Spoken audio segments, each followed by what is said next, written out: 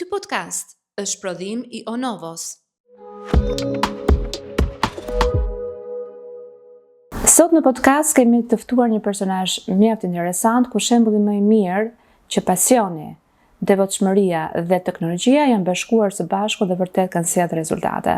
Ledion Selimaj është një nga personazhet që ka vite që ka hapur palestrën më inovative të themi në Tiranë, por në fakt, pothuajse gjithë pjesa e tij e jetës nuk zhvillohet në Shqipëri, por në Kopenhagen të Danimarkës.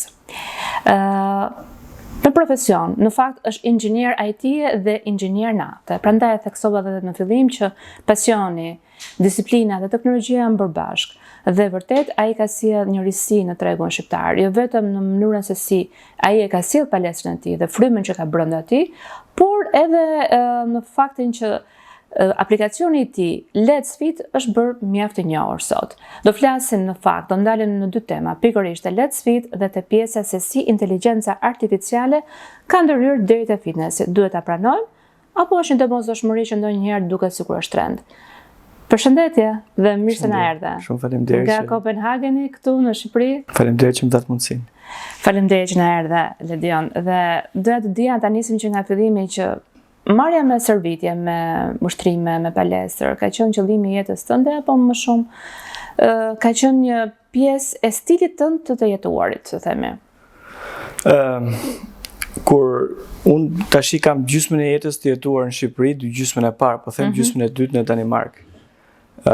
Gjatë kohës që kam qenë në Shqipëri, si thua në shkollën 8 vjeçare dhe në gjimnaz, kam qenë bi pesh si fëmijë dhe prindrit siç bëjnë në rëndom, besoj akoma, mundohen që ta çojnë fëmijën diku që të bëjë aktivitet fizike, marr me futbollin, basketboll, por nuk kam pas ndonjë cilësi të lartë për sport, si thua në atë kohë. Gjithsesi, atë periudhën që e kam kuptuar që duhet bërë fitness jo për të bërë, po që duhet për anën fizike, ka qenë kur shkova në Danimarkë, mund ta them si historinë. Ditën e parë që shkova në shkollë, më duhet shkoja me bicikletë. Në çfarë moshe? Do të ndalesh atë bicikleta jote? Po, gjithsesi me qenë se Kështu ka filluar, aty kam thënë me vete që duhet bëj diçka. Edhe jetoja me një familje daneze që ishin të moshuar, edhe gruaja e shtëpisë më dha bicikletën dhe tha që do të shkoj unë te shkolla ditën e parë bashkë me bicikletë, ecim bashkë. Okej, thash unë. Edhe qëlloj që shkolla ishte diku të 10 kilometra larg, nuk është distancë shumë e vogël, edhe unë faktikisht nuk pata mundësi fizike që ta ndiqja atë me bicikletë. Ajo ishte një kondicion, ajo ishte mosha e gjyshes time pak a shumë në atë kohë. Unë nuk kisha kondicion që të ecja me të, sepse nuk e përshtatje dot. Për shumë arsye, se si isha I stërvitur, isha mbi pesh, ajo e bënte atë pothuajse për ditë. Edhe aty më thash me vete, okay, ka diçka që s'shkon, duhet merrem. Që aty pastaj kam filluar këtë si tu shtruktimin tamam për ta bërë fitnessin stil jetese. Edhe duke filluar me bicikletën, pra duke munduar që stërvitem që të shkoj në shkollë me bicikletë. Të tjerët shokët e tu në shkollë me bicikletë shkoni? Aty? Në Danimarkë është shumë e përhapur kultura e transportit me bicikletë. Po. Mirë po, kur jeton larg qytetit edhe I ke gjërat larg, bëhet më shumë se thjesht transport, sepse ke distanca të gjata, duhet të jesh edhe në kondicion të mirë fizik. Kështu që një pjesë shumë e madhe e popullsisë përdorin bicikletë. Edhe pavarësisht dhe kohës, atje ka dhe erë, shi, borë, mundohen që përdojnë sepse është më e shpejt, më e lirë, bën dhe mirë për shëndetin. Në fakt, tani që e lidh pjesën e bicikletës e lidh me body bike-un, ardhur në sinjorisi atëherë para 8 vitesh, mos gaboj në palestër. Faktikisht është viti 9.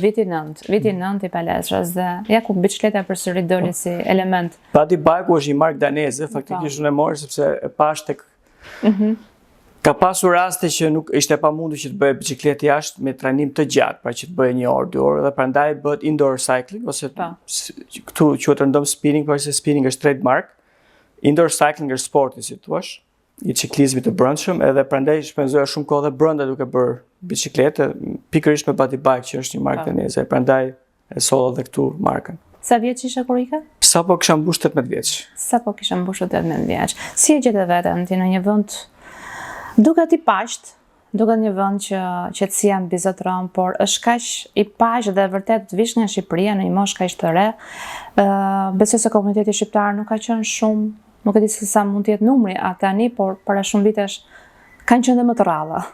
Duhet të kemi parasysh që një kohë tjetër, po themi para 18 vitesh gati, Shqipëria ishte një vend, domethënë pa liberalizim vizash, pa akt të stat që jemi tani. Edhe nuk kishte edhe një si thosh reputacion shumë të mirë. Për mua ka qenë e vështirë normalisht sepse është ndryshim shumë i madh i jetës, pra nuk duhet gatuash vetë, duhet të bësh të gjithë punët e shtëpisë vetë, duhet të jesh i zoti vetes. Ne kur jemi këtu, të paktën unë kisha ndihmën e familjes dhe çdo gjë bëhej nga mamaja ime ose nga gjyshja ime. Duhet të bësh çdo gjë vetë. Kjo një e dyta, pastaj vendi huaj, Danimarka është një vend, unë jam dhe shtetës danez tash, kështu që jam i çik dual në edhe në identitetin tim, pavarësisht se identiteti shqiptar është identiteti më i fortë ndoshta në botë që nuk harron dot, sepse është edhe pak i nxehtë në zona e Ballkanit dhe gjithmonë triumfon. Por që ka qenë e vështirë fillimi. Danimarka, domethënë danezët janë njerëz të ftohtë, ajo që thuhet rëndom është e vërtet, pasi është një popullsi e vogël, popullsi relativisht homogjene dhe një shoqëri që jeton në një standard tepër të lartë, po themi ndër më të lartët në botë.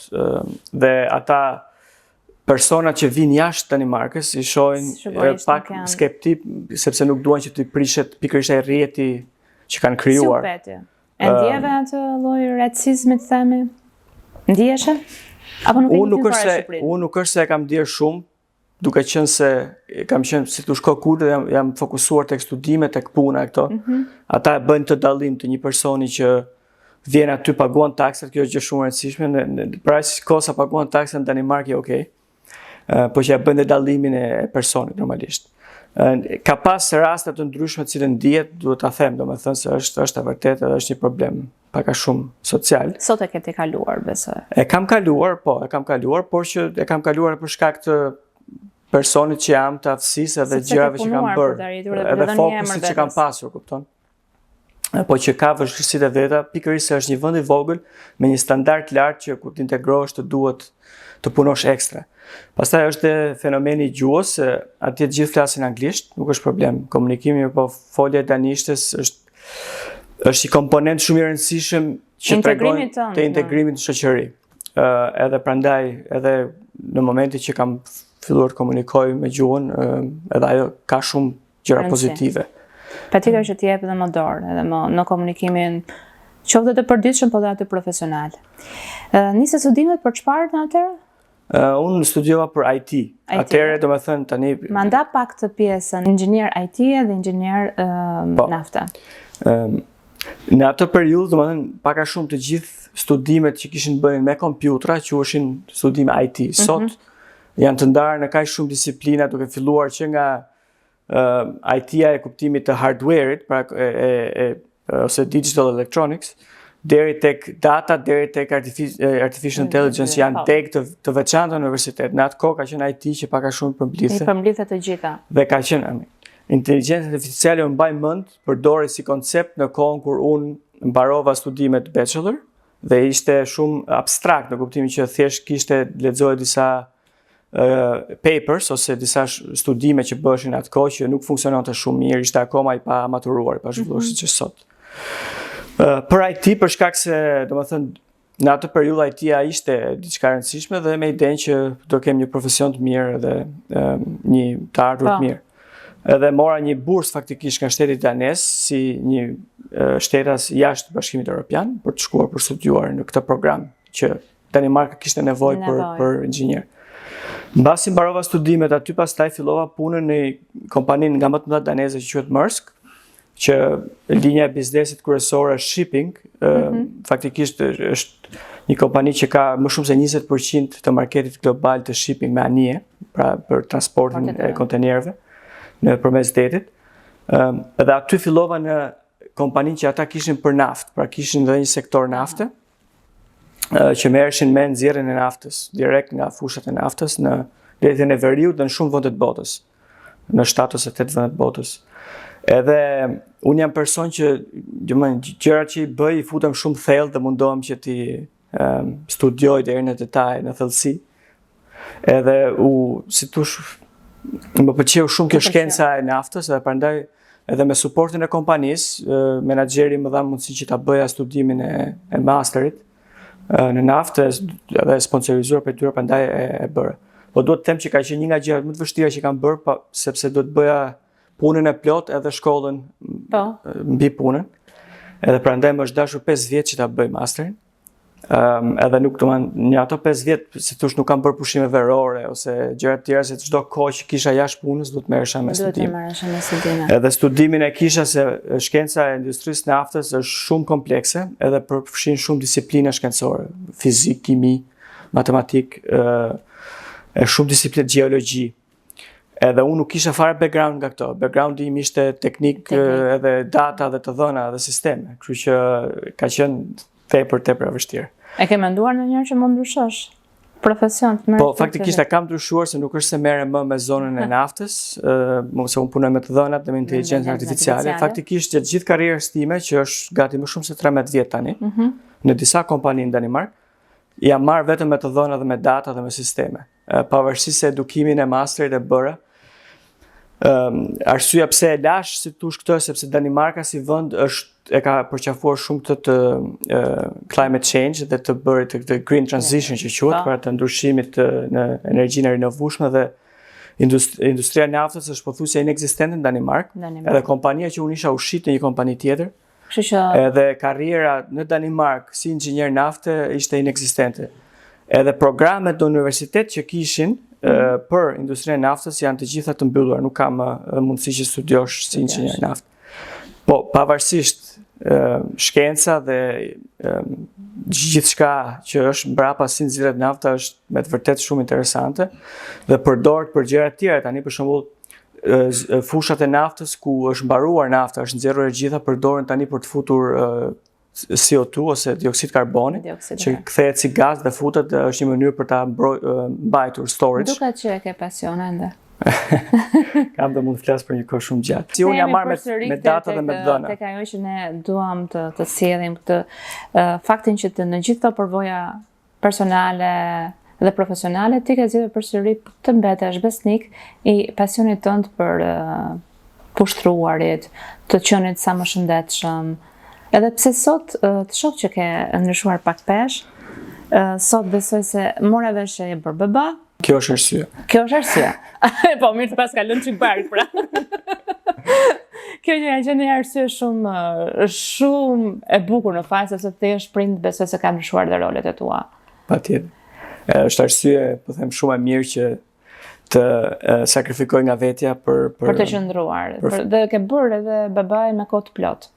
Po, për 7 muaj kam qenë, domethënë, i pa punë, por i dedikuar tek fëmijët. Quhet një leje për të vajtur, po. Leja linjës, ndahet në Danimark të dy partnerëve në mënyrë të barabartë, por unë nga që kisha dhe gjatë kohës që merr lejen e linjës, ka edhe pushimet, edhe pastaj kushton dhe pushimet si atet ajo, prandaj ishte 7 muaj.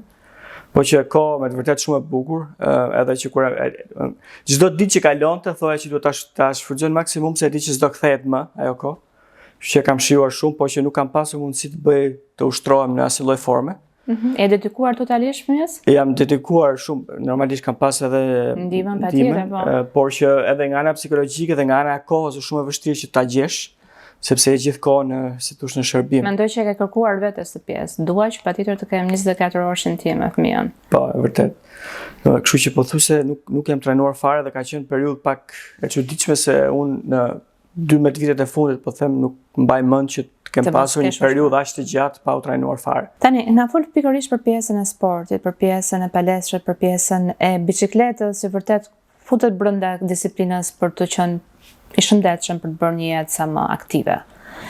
Mbas kësaj historisë që përmenda me këtë biçikletës, domethënë unë fillova që të mora një biçikletë më të mirë, edhe fillova që të luftoja që ta bëja atë rrugën që duhet bëja, dhe se faktikisht që të arrish disa rezultate në fitness duhet të japësh vetes pak sforca, kupton, në kuptimin që duhet ta bësh dhe pse trurit të mos e bëj. Është shumë e rëndësishme kjo në fitness. Konsistenca vazhdueshme që konsistenca dhe duhet ta ndjesh pak dhimbjen, si thua, nuk është pa dhimbje.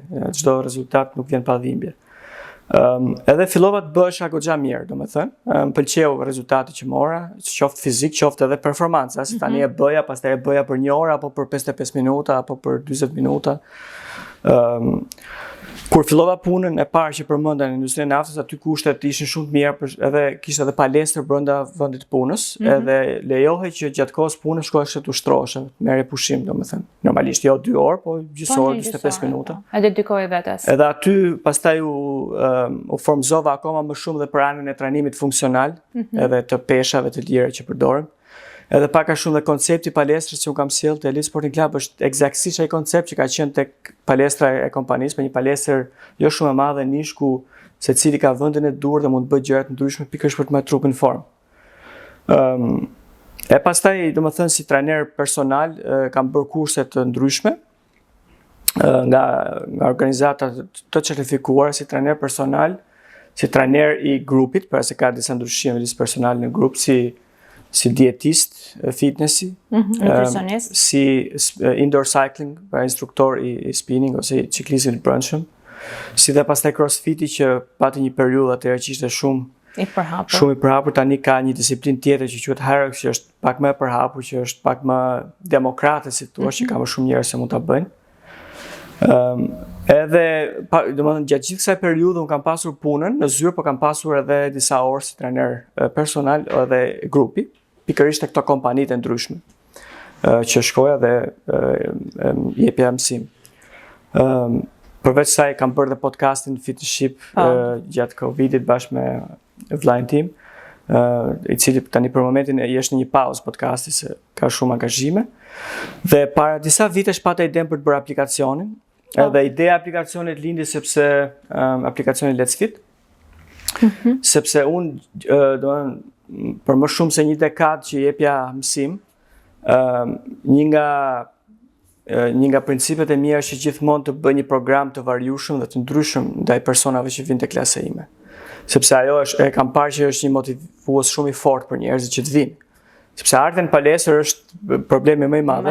Po erdhe thonë. Po erdhe do e bësh pastaj se ke edhe të tjerë aty dhe të motivon që ta bësh të çosh deri në fund atë për cilin ka ardhur. Edhe kjo ideja ime bazike ishte që gjithë këto programe që unë bëj gjithmonë i shkruaj nëpër copa letrash, më humbin ose i shkruaj nëpër telefon në vende ndryshme.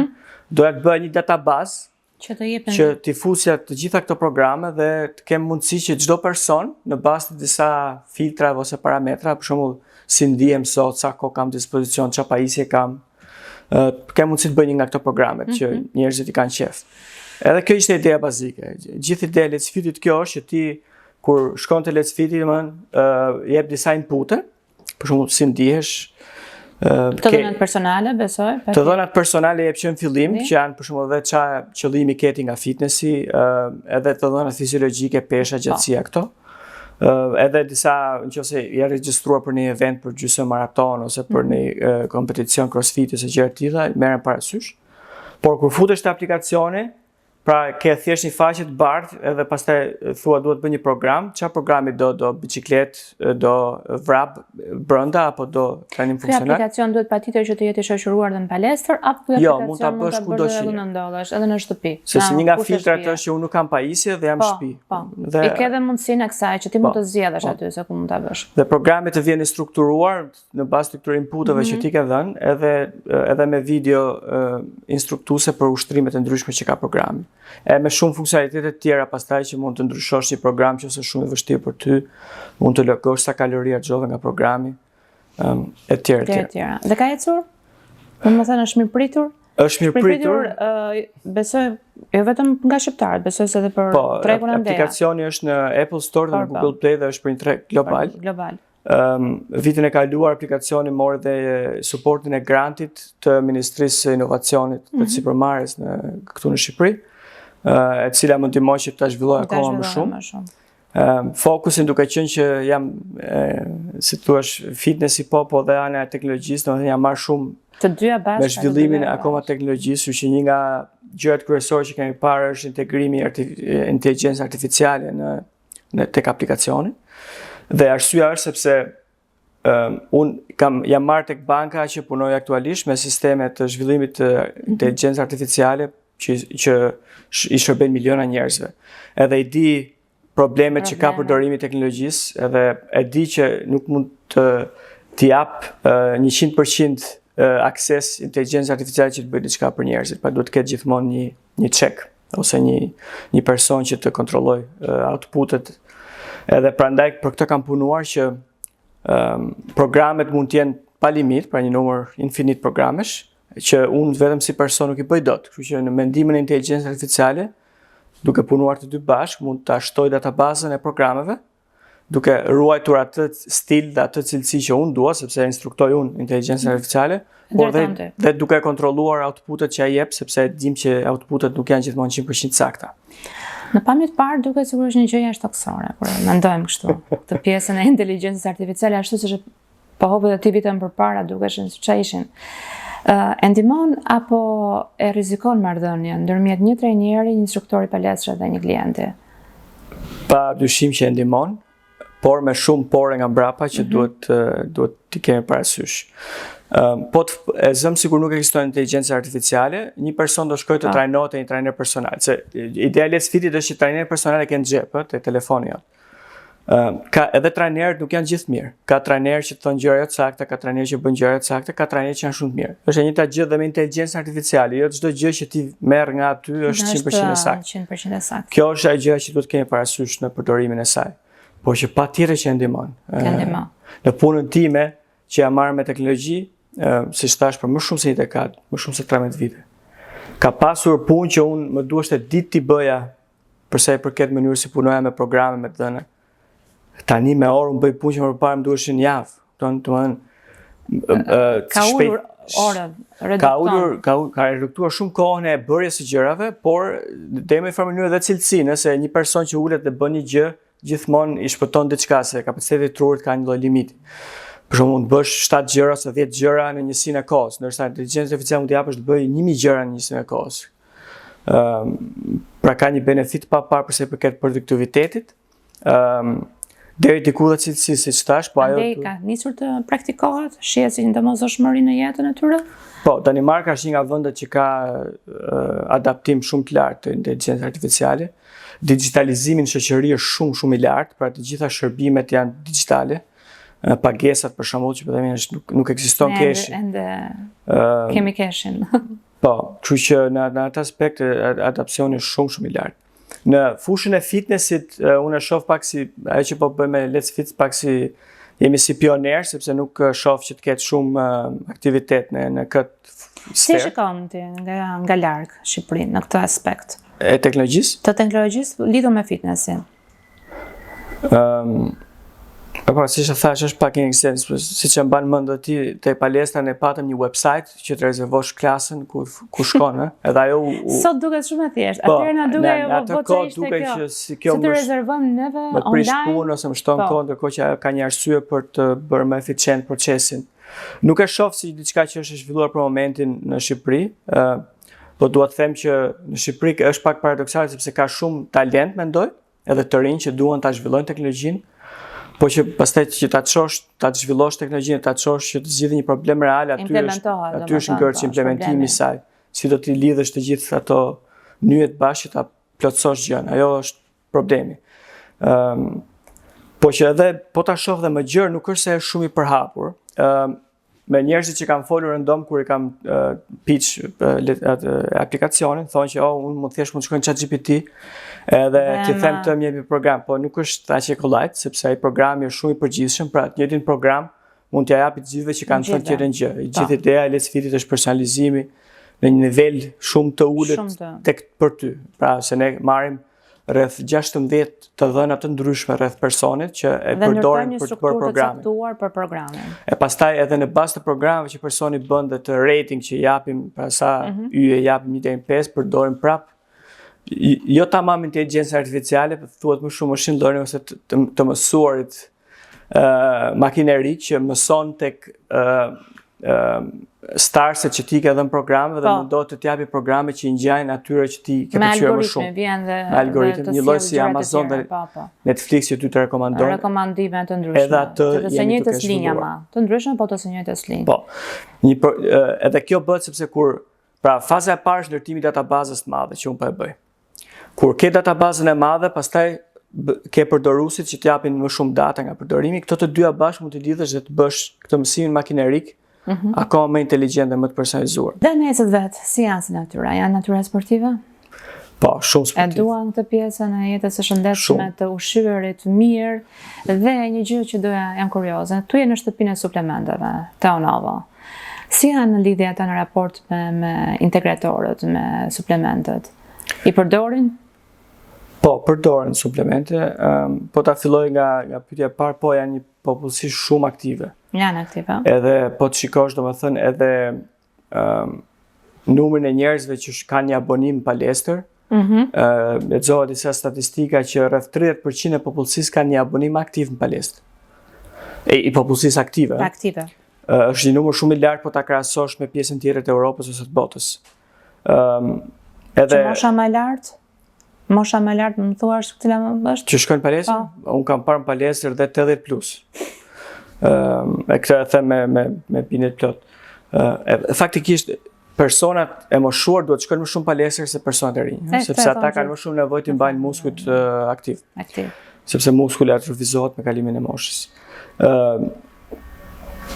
Është popullsi shumë aktive, dhe është popullsi pikërisht ajo që the ti që e përdor fitnessin si stil jetese për arsye shëndetësore. Pra gjërat janë shumë të thjeshta. Njerëzit e bëjnë fitnessin për të parë si reagon trupi i tyre, çfarë duhet përmirësojnë nga trupi i tyre kështu me radhë. Jo për të mbajtur linjat. Jo thjesht për duke, tash gjithmonë ka njerëz që bëjnë atë punë, edhe nuk është gjë e keqe që e bën. Ata e kanë përshëfuar si një edukim fizik, të cilën e kanë. Siç mund të kemi rutinat e përditshme për larjen e fytyrës, dhëmbët gjitha. Eksaktësisht, pra kanë një abonim palestre dhe shkojnë trajnohen rregullisht, bëjnë gjëra të ndryshme për të mbajtur trupin në formë, për të qenë aktiv fizikisht. Kjo është koncepti. Ushqimi i rëndësishëm është në këtë pjesë. Besoj se pjesa më e rëndësishme përveç se faktit që ti merresh dhe ushtrohesh, në përpjesim të drejtë duhet të jetë. Është shumë e rëndësishëm. Po mendoj dy probleme kryesore që po ti marrësh në masën e popullatës që ekzistojnë, nga për fitnessin dhe ushqimin janë e para, shumica e njerëzve nuk di si trajnohet, pra çfarë bëj që të shkojnë palestër. Mund të jetë shumë i motivuar që do të shkojnë palestër dhe ta bëj fitnessin tjetër, po çfarë të bëj? Prandaj Let's Fit mund të ndihmojnë atë proces që ti jap programet e duhura. Ana tjetër e ushqimit është që çfarë ha, si ta bëj strukturën e ushqimit. Është pak komplekse. Me thënë drejtën dhe unë që kam provuar shumë gjëra vetë, ndonjëherë është e vështirë edhe për mua. Por që nëse mund të them që ata kanë një kulturë të caktuar rreth ushqimit, po është e vështirë që ta marrësh kulturën, ku do ta marrësh? Do ta marrësh në shkollë, nuk është se ke kurse për nutricion, po që duhet ta bësh vetë pak vetë. Ka institucione qeveritare që japin guidelines ose kanë dokumente që çfarë duhet hash, për shembull që duhet hash maksimumi 2 herë në javë mish të kuq, edhe të paktën një herë në javë peshk. U përmbys dhe andej piramide, besoj, siç u përmbys gjithë botën piramida e ushqimit?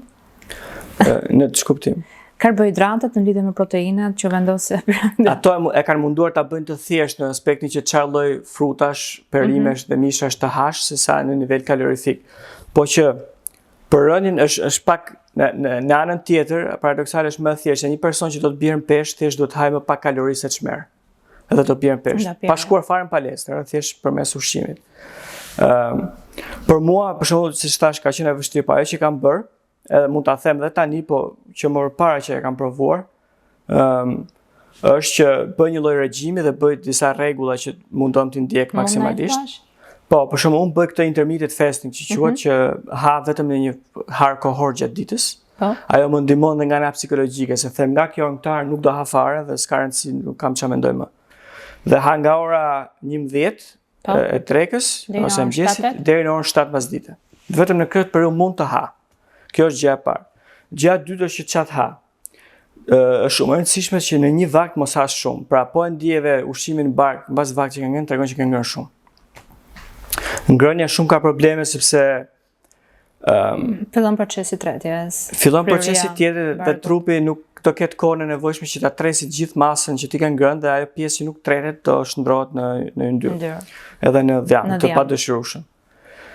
Tjetra është pastaj normalisht dhe zgjedhja e ushtrimit. Po ta shohësh një gjë shumë bazike që të gjithë mund ta kuptojnë është forma Y e pjatës.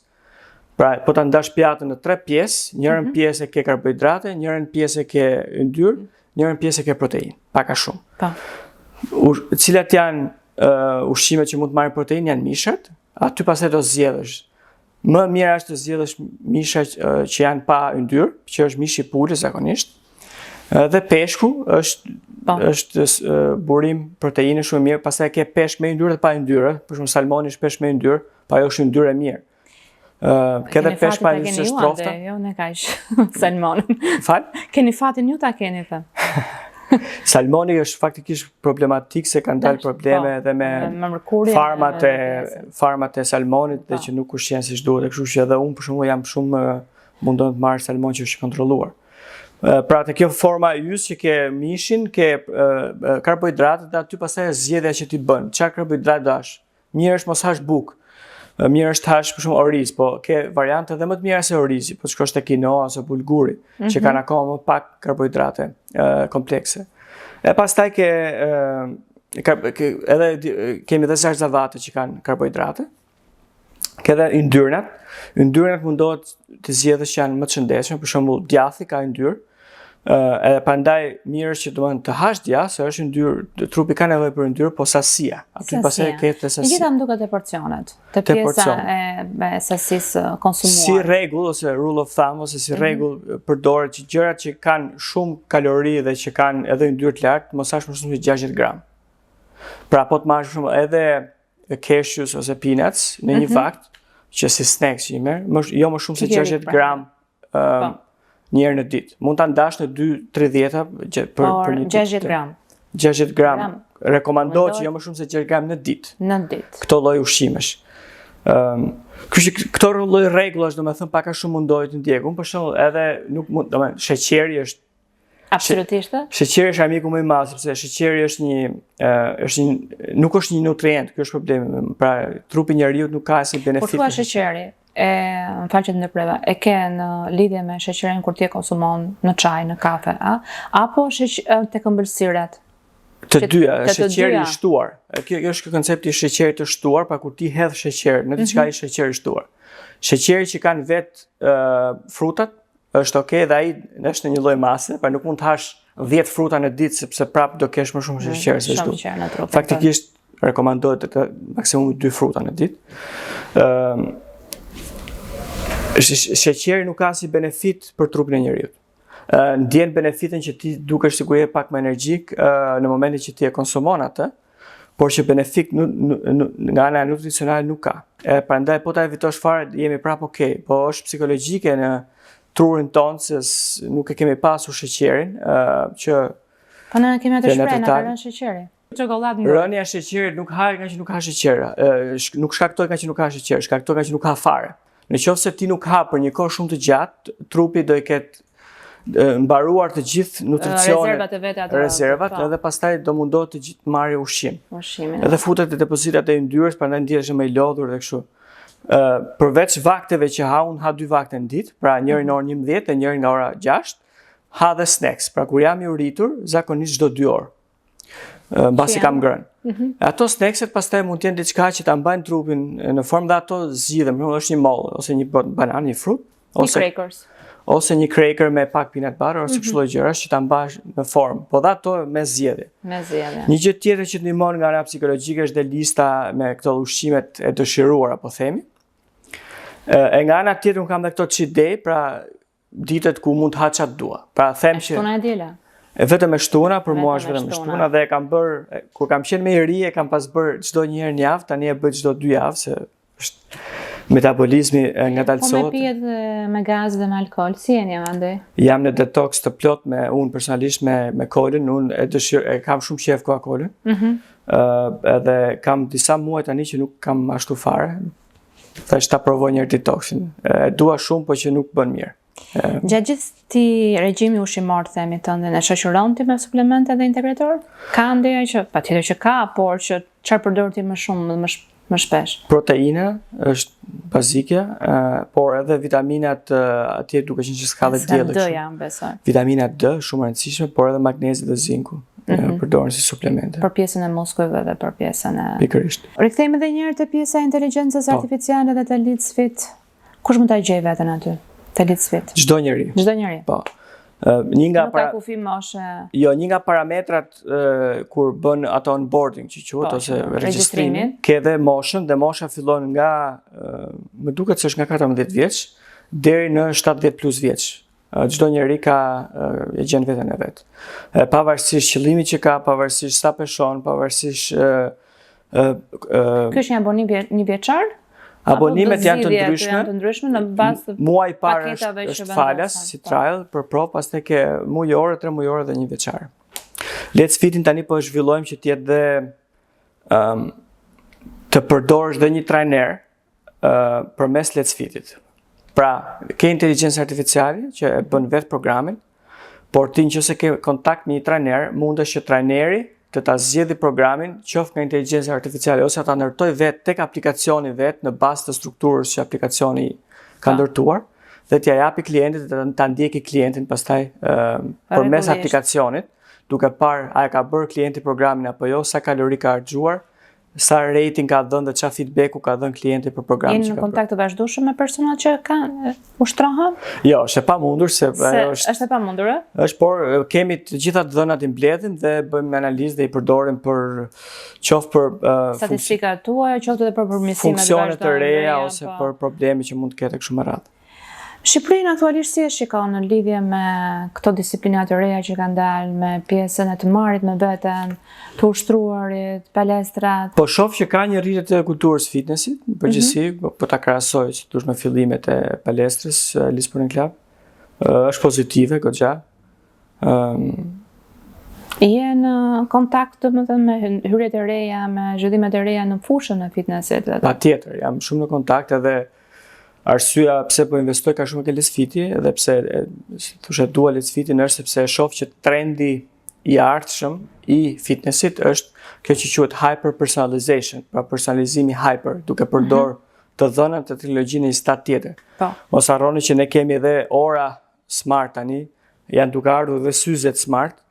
Pra do kesh mundësinë të bësh gjëra me më shumë pajisje digjitale, prandaj duhet integrim, duhet të përdorim datash në mënyrë smart. Dhe industria e fitnessit nga kërkimet që kanë bërë, po ta shohim industrinë e fitnessit, ka filluar rreth viteve 70-80 me Arnoldin, me bodybuilding. Po. Ajo është zbehur tani në aspektin që ka njerëz që duan të bëjnë bodybuilding, është disiplinë sportive, por shumica e njerëzve normal, po themi, se bodybuilding kërkon dhe një përkushtim të jashtëzakonshëm. Duan që ta mbajnë trupin në formë dhe ta bëjnë fitnessin stil jetese. E për ta bërë këtë më shumë është përdorimi i palestrës funksionale me pajisje të lira, me pesha të lira, me klasat që kanë një motivim ekstra. Tjetra pastaj është dhe përdorimi i produkteve digjitale, qoftë i trajnimit online me të tjerë ose i përdorimit të aplikacioneve të ndryshme.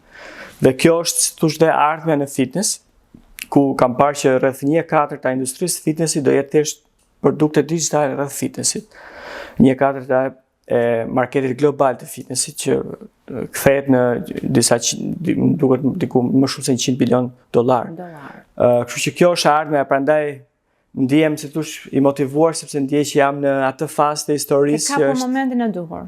Mendoj që momentin e duhur, kohën e duhur, me eksperiencën e duhur, me njohuritë e duhura për të bërë diçka. Për të integruar pikërisht në këtë fushë, vërtet është në zhvillim e sipër. Është më mirë të bësh të ushtrohesh në palestër në grup apo personal? Si mendon? Varet nga personi, çdo gjë është relative. Mendoj që nëse nuk je i ushtruar, do të mësosh një motivim ekstra, është më mirë të fillosh në grup, sepse grupi të shtyn që të ecësh përpara. Në momentin që e ke krijuar besimin në vetvete, ke krijuar dhe një lloj ide që çfarë mund të bësh ti vetë në palestër, është okay që të bësh dhe vetëm. Pastaj tjetër është ta kombinosh, mund të bësh edhe një herë në grup, 2 herë vetëm, e kështu me radhë. Po që për mua funksionon gjithmonë që ti jemi hapur të mos zgjedh vetëm një gjë, ose ta zgjedh një gjë me ato 3 pikat nga brapa që ndoshta mund ta ndryshojnë në rast se funksionon. Pra ti jem sa më fleksibël në zgjedhjet që bëj. Po si fillim, sugjeroj grupin, e pastaj kur nëse ndihem okay të ndryshoj. Unë vetë shkoj dhe bëj klasa në grupe, si motivim për veten time që t'i jap më fort vetes. Merr më shumë adrenalin. Merr më shumë adrenalin dhe e bën e shtyn veten dhe më fort. Se ana psikologjike si thash na ndalon ta shtym veten maksimum kur bëjmë një aktivitet fizik, po duke qenë me të tjerë. Duke parë të tjerët patjetër. Duke qenë se danezët janë një popull që bahen edhe për ushtrimin me vetes. Kur nisin ato me fëmijët zakonisht, të edukim fizik. Nis që shumë herët, domethënë në shkollë. Edhe gjithashtu shumë e përhapur kultura e klubeve sportive. Pra, faktikisht edhe djalin tim unë tash dua që ta regjistroj nëpër klube sportive sepse ka shumë kështu lista me pritje derisa të vi radha. Po ka shumë klube sportive, lloj-lloj sportesh ndryshme, ku ata mund të shkojnë pas shkollës që të bëjnë të sporte. Të bëjnë aktivitete fizike. Edhe është mirë për shkak se përveç anës aktivitetit fizik është dhe gjithmonë mendojmë edhe mendjen, domethënë që ata mbahen edhe të angazhuar nga ana e interagimit me njerëzit në një botë digjitale që jetojmë. Ai ekrani është bërë problem, si thosh për fëmijët. Kështu që i mban të angazhuar edhe ana fizike dhe ana mendore të interagimit me njerëz. Ka shumë lloje sportesh që mund të regjistrosh me një pagesë pak a shumë minimale edhe që të trajnosh. Lexojmë vazhdimisht informacione që andej shkollat daneze pothuajse kanë rezultuar më të mirat në mënyrën e edukimit të fëmijëve, heqjen e rrjeteve sociale, aparateve të jeta ndonjëherë ndalet me sa mbajmë një libër që kam lexuar, jetë daneze, nga ora 3-4 mesdite, mbaron puna. Tani, ma shpjego për vërtet, është kjo që kam lexuar, apo është e vërtet? Është e vërtet që ritmi i jetës është i ngadalt dhe atë bën atë ritualin e tyre huge, me qëndrimin në një vend të ngrohtë, kozi, me pjesën e çajrave, këtyre qirimve aromatike, shumë detajeve të tjera.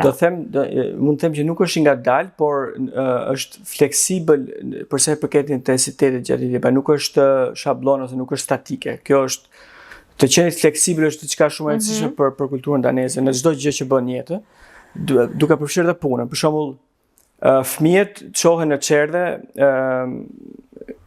në mëngjes, dhe mund t'i marrësh zakonisht i marrin nga ora 3. Pra, tregon që ti orarin e punës 8 orash nuk e bën dot se duhet shkosh të marrësh fëmijën. Por mund t'i punosh atë orën që ka mbetur në darkë. Edhe kjo të gjithë e bëjnë, nuk është problem, nuk ka nevojë as mund të thjesht ta informosh menaxherin, por është diçka që e bëjnë të gjithë, quhet flex working, puna fleksible. Gjërat është e vërtet që mbyllen herët. Në orën 4 për shembull është vështirë të gjesh kafene në qytet.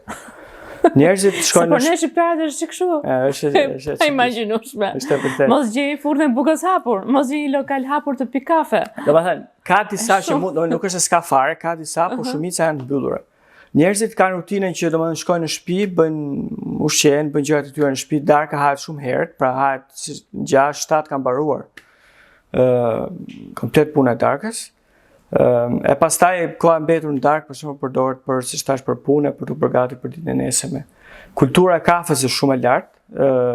Kafet pihet në punë, kemi gjithmonë kafe, qoftë espresso, qoftë filter coffee, që thuhet. Por edhe kjo kultura e specialty coffees ka shumë kafe të specialty coffee në Kopenhagen. Ja zakonisht. Kanë ardhur në fakt. E di që kanë ardhur edhe këtu. Kanë ardhur, tani që më kujtove po. Kanë ardhur. Po prapë nuk kemi mësuar ende, megjithatë po. Duhet kuptuar që ecën mirë në kuptimin se po ka një kosto pak më ekstra sepse shkon dhe merret kafja nga burimi, ka një proces tjetër. Kështu që jeta si thua është fleksible, sepse ta ka bërë sistemi. Ta mundson sistemi, ta mundson dhe shoqëria ka një lloj besimi dhe një lloj akordimi shoqëror që ti bën gjën e dur dhe un kam besim që ti bën gjën e dur. Edhe gjërat funksionojnë siç duhet. Nadia, nuk e di çam kam mbetur pa thënë, nëse ke ndonjë gjë për të shtuar.